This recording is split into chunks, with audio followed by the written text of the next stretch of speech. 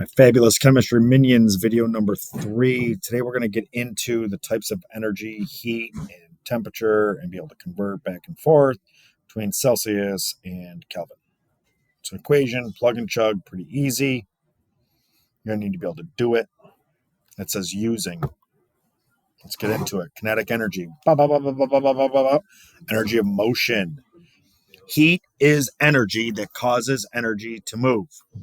Hence the energy of motion. Ready? One more time. Heat is energy. You either have heat or you don't have heat. We do not measure how cold something is. We measure how hot it is. We measure its heat. And if it don't have heat, it feels cold. Okay? There's no such thing as cold. There's heat and there's no heat. There are 3 types of motion to deal with kinetic energy. There is translational movement from one location to another. This is you getting up and leaving chemistry class and going to your math class, or leaving chemistry class and going to lunch, or whatever it is, or whatever class you're doing. That's translational motion, physically moving from one space to another. That happens, and there's an equation. There is a term in the equation that does all this motion mumbo jumbo, and it's high-end calculus, man. We ain't doing that, but it does define for us what's going on.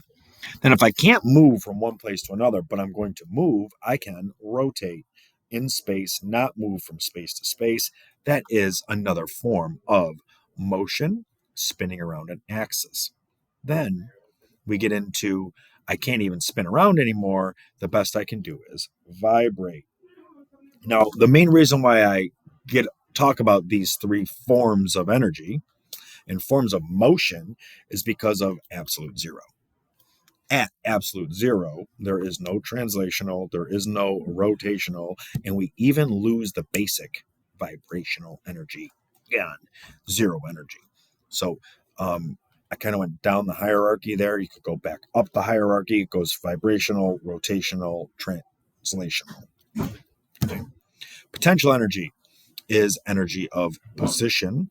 For us, it's going to be stored chemical energy, as this relates to phase change and the energy stored within the chemical bonds.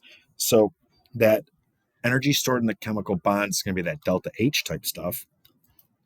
And then there's going to be phase changes that happen where that is going to be a change in potential energy. I will break that down more when we get into the actual heating and cooling curves next video, I think. All right, so some more quick definitions, right? Heat is energy, specifically kinetic energy, where temperature is the measure of average kinetic energy. Notice temperature is the measure. Heat is the energy. Temperature is what we're measurement of heat. Okay, units of heat. New one for you guys, joules. Capital J. We measure the heat in joules or kilojoules, which is 1,000 of them. Temperature, we measure in either Celsius or Kelvin. We do not use Fahrenheit. Kelvin is what we're going to need to use for some of our equations that get into total energy. Celsius is based on the melting and boiling point of water, or the freezing point and boiling point of water, which is 0 degrees Celsius and 100 degrees Celsius. We're going to find Kelvin is on the same temperature scale. It's just a bigger scale. Okay. Heat is dependent on mass, where temperature is independent of mass. I could have a 10-gram brick of gold, and it's going to have a temperature. The amount of heat that it takes to get a 100-gram block of gold to that same temperature is going to be different. Same temperature, different amount of heat because of the mass. So that mass is going to come important to the equation. Heat is measured indirectly through changes in temperature. We measure temperature directly. Okay. Heat flow. Oh, these are just some specifics. So conduction. I think there's some pieces in the you got like some words after this you have to solve, where conduction, convection, happens. So conduction is when, right, all this, two objects of different temperature come in contact and it goes from one to the other.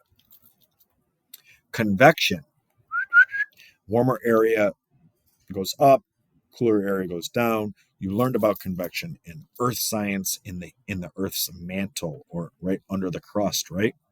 And then radiation is straight out the transfer of heat that does not rely on any contact.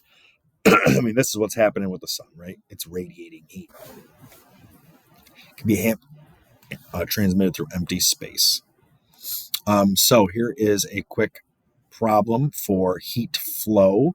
I have a 100-gram ice cube at 0 degrees Celsius, comes in contact with a 1,000-gram copper cube at 50 degrees Celsius. What's the heat flow? So here the masses are not really needed. Heat flow is going to go from the hot thing to the cold thing, the ice to, the copper thing is 50 degrees, which is hotter. It's going to go from the copper cube to the ice. Okay, notice it's not going left to right or right to left. Absolute zero. Absolute zero is a temperature at which all motion stops. That rotational, translational, vibrational. Okay, this scale encompasses total energy, and it's not limited to the boiling point and melting point of water. It considers total heat. You can just see it in the picture above the video, what's going on at absolute zero and what temperature it is. Absolute zero is 0 kelvins, which turns out to be negative 273 Celsius. I'll teach you how to convert that here in a second. So one last time, heat is energy, specifically kinetic energy. Temperature is just the measure of average kinetic energy. We've said this more than once in this video.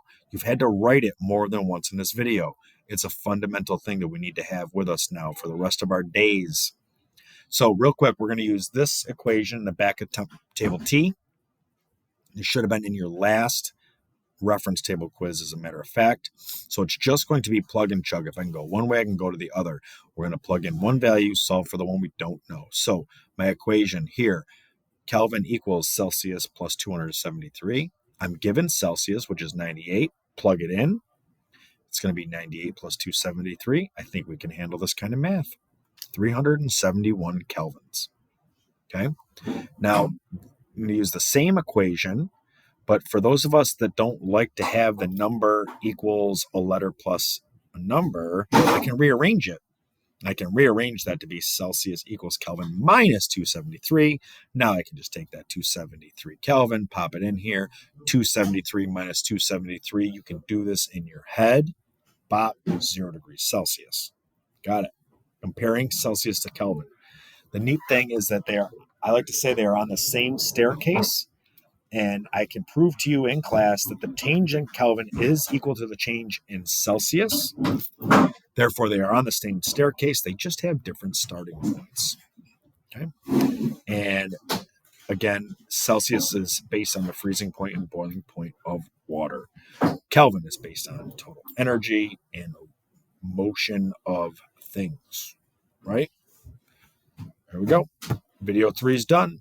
We can now convert between temperatures, and now we're going to probably get into heating and cooling curves.